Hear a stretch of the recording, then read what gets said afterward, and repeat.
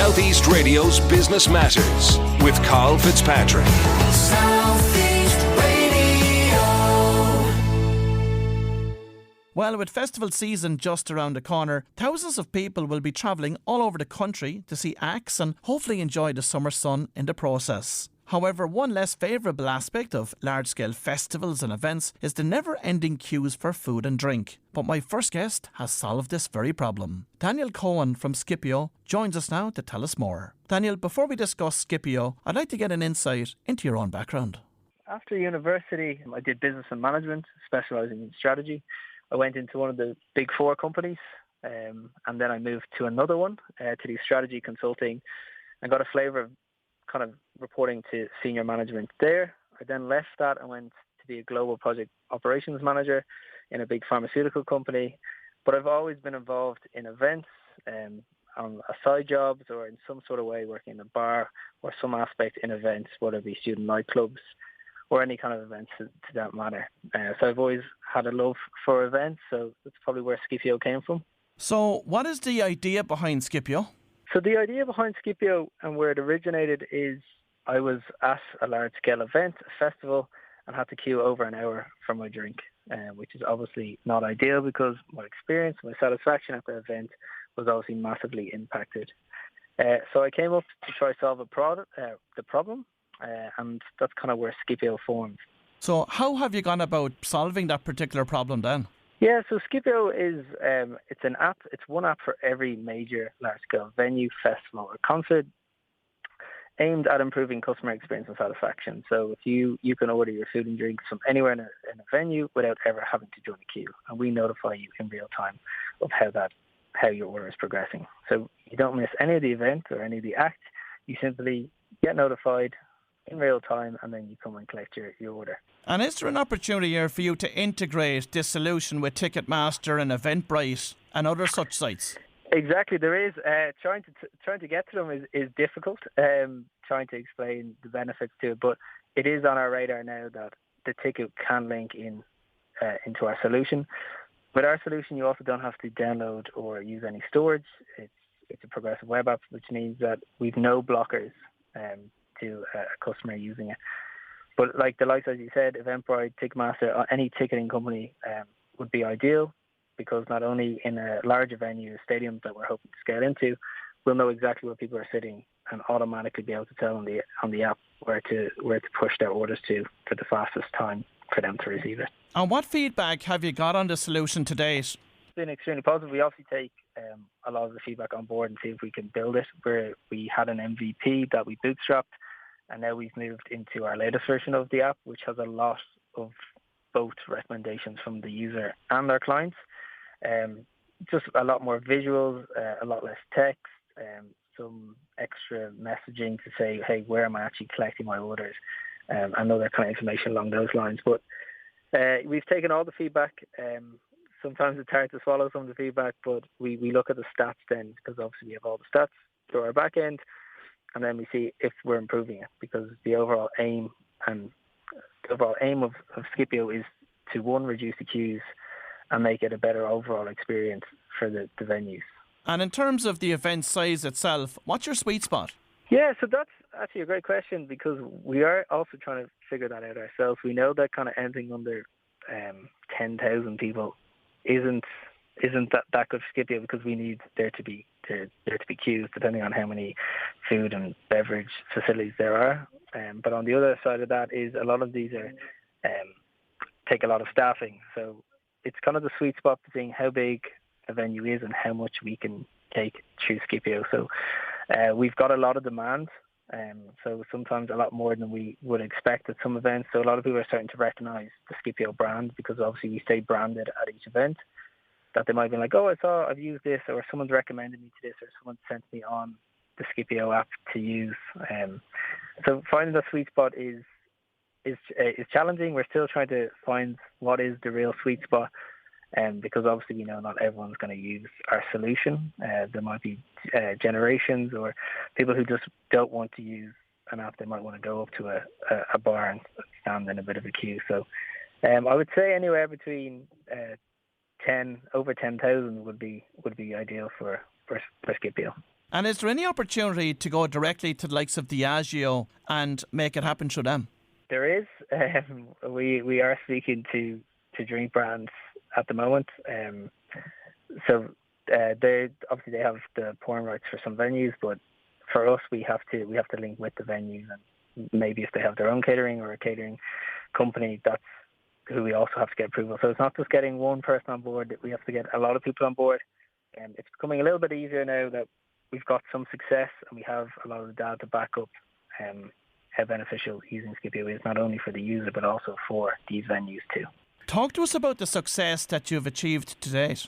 Success, well, I'd say there's some good wins. We obviously want to continue to build our success and get better success stories. But as I said, one of our venues, we had waiting times of just over 1 minute, which is a significant reduction. It's a significant reduction in the queuing times. As I said, industry standards between 12 to 15%, because a lot of people will actually drop out of queues or won't even join them. So like a global statistic is 47% of people won't join a queue if they think it's too long, while 37% of people in a queue actually will drop out or leave it. And for venues that do engage with Skippio, is there a need for them to increase their staff resourcing to make this work? No, so actually we would probably reduce the staffing because our efficiency is a lot higher, just because we know exactly how many orders to prepare. So there's no wastage. You need less staff because you don't need to be taking payments. It's all done through Skippio and through Strike Pay. So if anything, with the problem at the moment with industry getting staffing, it would hope to help that too, reduce their wastage as well, and obviously increase their sales too. And talk to me specifically now about increasing sales. What level of sales increase could a venue expect to achieve through using Skippio? So again, if I obviously won't use any data that at events I've used, but if we're taking the global statistics on reducing queuing times in half, so Skippio is over 70% reduction in queues, even up to 80 to 85% in other venues. Per user, you can see a 44.3% increase in revenue. And Daniel, you participated in Enterprise Ireland's New Frontiers programme. How did this benefit the development of your business? Yeah, so for anyone else out there thinking of starting a business, Enterprise Ireland's New Frontiers was fantastic. It kind of gave you the confidence. So there was 3 phases. Phase 1 you could do while you're working. So you did it either in the evenings or over 2 boot camp weekends. Phase 2, then you're pitching like Dragon's Den to get onto, where they pick 12 for each region, where 12 companies are selected, and it's very much a Dragon's Den situation. And then phase 3, so out of those 12 or 13 companies selected onto phase 2, only 3 of them are picked. So I was lucky enough to go all the way through to the 3 phases, and lucky enough we just got funding there by Enterprise Ireland too. But no, it's fantastic. You get a lot of mentoring, you get a lot of challenges, and you've got to come back and prove yourself to a lot of the mentors, which is great, because people telling you your ideas is great, and then you actually get to market and find out that nobody wants it, or you haven't done enough customer research or development. It's a great experience. And what's the greatest lesson that you've learned in your entrepreneurial journey to date? I would say not giving up, because like you as every entrepreneur will tell you, it's a roller coaster. You might only hear about the successes, but you don't hear about the losses, or people not getting back to you, or clients falling through. So I'd say back yourself, believe it, but also know when time is time as well. So we were taught that on Enterprise Ireland, that you give yourself strict timelines, and if you're not hitting your goals, or you've tried to pivot and it's not working, that also know when to call it a day too. So I would say to keep pushing through. And Daniel, is it your intention to use Ireland as a test bed for this business with a view then to expanding this business internationally? And if so, what are your key markets that you're going to focus on? Yeah, so Ireland obviously is a great test market, but as you say, we have a lot of global ambition. We've got links to the UK, so that will probably be the next logical transition. But also we're in talks with some major venues in Portugal as well. So then the big North Star will then be the US as well. So once we've really cracked the Irish market, the UK, a bit of Europe, we'll then hopefully look overseas to the US as well. So how are you going to fund your growth? So I'm actually just back from an investor meeting. We're starting to get a lot of traction now. So we're preparing then to go for our seed investment. But as I said, we were lucky enough to get the first round of the pre-seed start fund with Enterprise Ireland. So that money will definitely be used to pushing us along and scaling into a lot of the pipeline here in Ireland.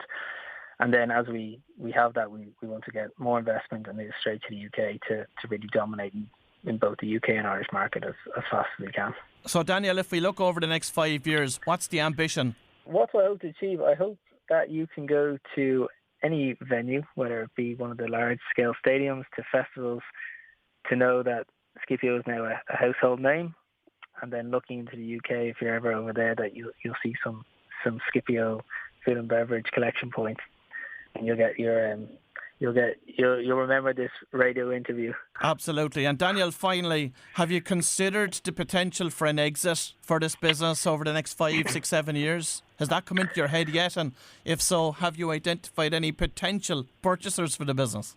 I think everyone dreams. Exit's obviously the dream for a lot of entrepreneurs. Either you're going to stick with the business for 40 years or you're going to try exit. But at the moment, I'm trying to build Skippio so it is a household name. But I'm sure I will look in a few years, 5 to 7 years, for if the price is right, I'll definitely consider it. But yeah, have I identified people? Like, I have a few companies that we definitely be aligned to what they're trying to do.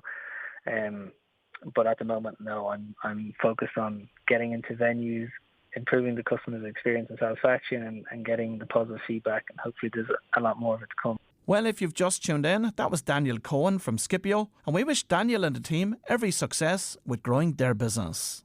After the break, Kim Hogan from Work There Ireland discusses the growing demand for service office space. We'll be right back. Southeast Radio's Business Matters with Karl Fitzpatrick. South